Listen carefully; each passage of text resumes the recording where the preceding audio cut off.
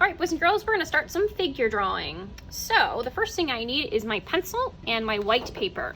I'm going to write my name on the back, flip my paper over, and then make some lines. I'm going to make two lines. One line right down the center, going up and down vertical, one line going right down the center, going left to right, horizontal. So now I have 4 boxes and they are equal. Now I am going to be drawing 4 different figures in different poses. It's my job to look at these 2 worksheets and see which poses do I want to draw. Remember, when we draw a pose, there are some shapes that make up our person. The circle is a head, the body is kind of like a rectangle, and the 2 parts of the arms and the 2 parts of the legs are kind of like long rectangles or ovals. So I think for my first pose, I will pick this pose right here. So I need to start with the head. Draw a big circle in my first box. Then the body, I know, comes right down from the head and neck, and it's kind of like a rectangle here. I'm gonna erase that line because I think it needs to be a little bit skinnier. Then the arms are going up. So I have to diagonally draw my rectangle, and then 2 parts of the arm, 1, 2.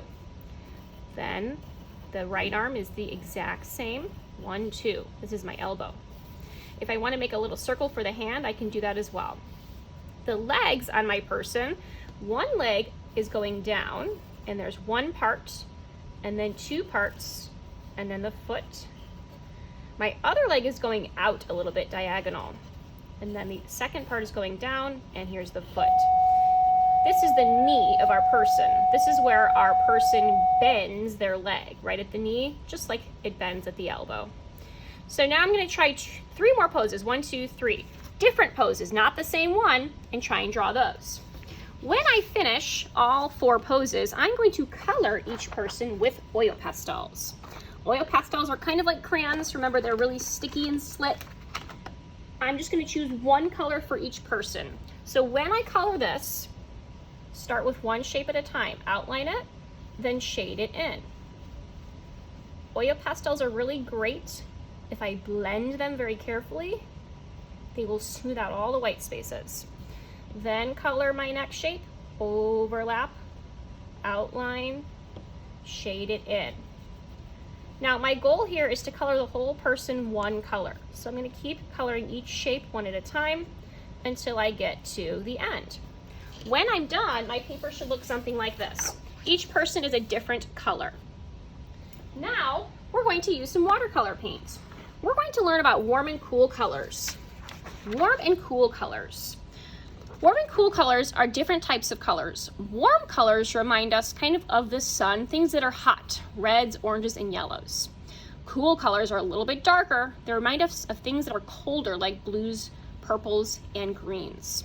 So we're going to look at each person, see what color we drew them with, and then paint the background the opposite color. A warm color is what I drew for my first person, red. So I'm going to look at red and say, okay, I drew a warm color. Now I have to paint the background opposite. So I can choose any of these cool colors. Red looks really great with green as a cool color. That's called a complementary color. So I'm going to paint the background of this one green. When I use my watercolor paint, boys and girls, we're going to do something special called wax resist. Let me show you what it looks like.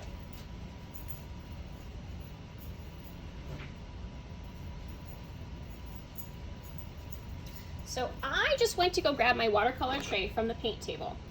When I'm using my watercolor paints, remember, we have to dip our paintbrush in the water first, get it really wet, then dip in the color I need. So I'm going to choose green as the cool color for the background of this red person. Dip a little bit of water just on the tip of the brush. Now, remember I said that word wax resist? Wax resist means because my oil pastels are very waxy and slick and my watercolor paint is very watery, something kind of magical happens. The watercolor paint separates from the oil pastel and they don't mix together, which is really great for me because I don't want to cover up my red. I want it to just go in the background space. So I can actually paint right over this. Wow, look at how that's separating. It's not covering up my red like normal paint. That's because this paint is very watery. So my job is just to cover the background around my person. And it's okay if I get on the red part because the oil pastel will separate from the water paint.